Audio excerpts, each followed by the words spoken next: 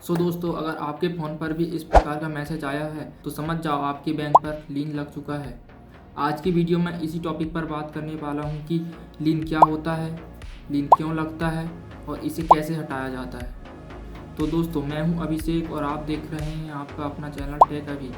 तो वीडियो के एंड तक बने रहें। तो पहला सवाल ये है कि लीन क्या होता है।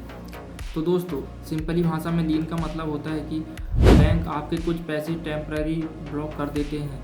मतलब पैसे आपके हैं, बैलेंस दिखेगा लेकिन आप उसे यूज़ नहीं कर सकते। कुछ केसेस में बैलेंस दिखता भी नहीं है। जैसे एग्जांपल से समझाता हूँ, आपके बैंक पर 20,000 रुपये है और आपके बैंक पर 8,000 का लीन लगा है, तो आप 8,000 को यूज़ नहीं कर सकते, बाकी बचे 12,000 को यूज़ कर सकते हैं।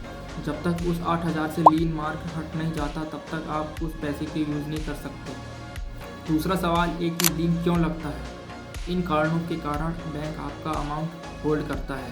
पहला कारण EMI या लोन पेंडिंग। अगर आपने लोन लिया है लेकिन टाइम से नहीं भरा है तो बैंक क्या करता है, आपके कुछ पैसे होल्ड कर लेता है ताकि वो अपने पैसे वसूल सके। Credit card bill pending. अगर आपने क्रेडिट कार्ड यूज़ किया है और उसकी पेमेंट नहीं की है तो बैंक आपके सेविंग अकाउंट पर लीन लगा सकता है। तीसरा कारण है KYC पेंडिंग। बहुत लोग इसे इग्नोर कर देते हैं और KYC अपडेट नहीं कराते तो बैंक अकाउंट में लीन लगा देता है। चौथा कारण चेक यू बाउंस या नेगेटिव बैलेंस।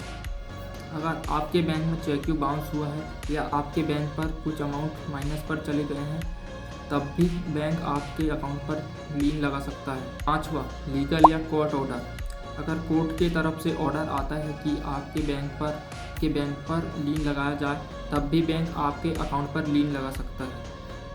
छठवां एंड मोस्ट इम्पोर्टेंट, ज़्यादातर इसी केसेस पर होता है, सस्पिक्शन ट्रांजैक्शन।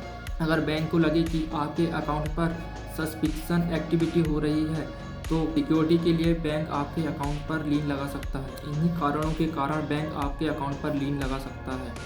तीसरा सवाल, इसे कैसे पहचानें कि लीन लगा है।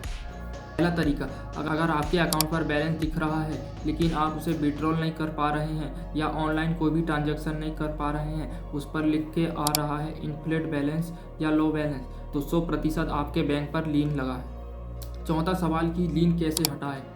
तो अब सबसे इम्पोर्टेंट क्वेश्चन यह है कि लीन कैसे हटाया जाता है। पार्ट 1, सबसे पहले पता करो लीन किस रीजन की वजह से लगा है।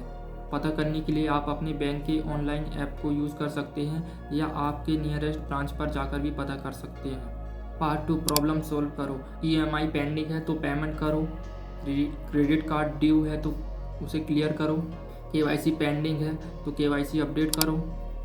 स्टेप 3, बैंक जाओ और ब्रांच से कॉन्टैक्ट करो। वेट करो, जैसे ही प्रॉब्लम सॉल्व होगी बैंक खुद आपके अकाउंट से लीन हटा देगा और आप उस अमाउंट को यूज कर सकते हो। कुछ केसेस में 24 से 48 घंटे लगते हैं।